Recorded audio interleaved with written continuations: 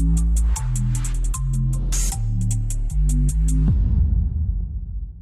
શહેરના કાપોદ્રા વિસ્તારમાં ચાલતી રિક્ષા ગેંગ દ્વારા પેસેન્જરો સાથે ચતુરાઈપૂર્વક રોકડ અને કિંમતી ચીજ વસ્તુઓની ચોરીના કેસમાં કાપોદ્રા પોલીસ સ્ટેશનની સર્વિસ ટીમે બેરીડા આરોપીને ઝડપી પાડીને ગુનાનો ભેદ ઉકેલ્યો।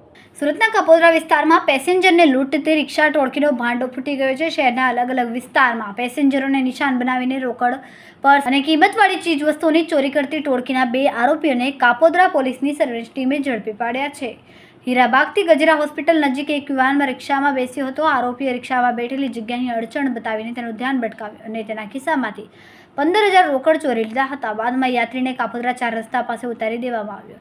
પોલીસની સર્વેલન્સ ટીમે ખાનગી બાતમીના આધારે રિઝવાન રાઝક શેખ અને તોસીબ ઇસ્માન શેખ નામના શખ્સોને ઝડપી લીધા છે।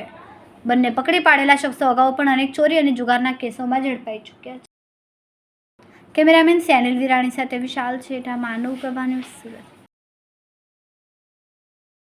નવી અપડેટ મેળવવા માટે સબસ્ક્રાઇબ કરો માનવ પ્રભા ન્યૂઝ ચેનલને, બેલ આઇકન ક્લિક કરો લેટેસ્ટ વિડીયો સૌથી પહેલા મેળવવા માટે।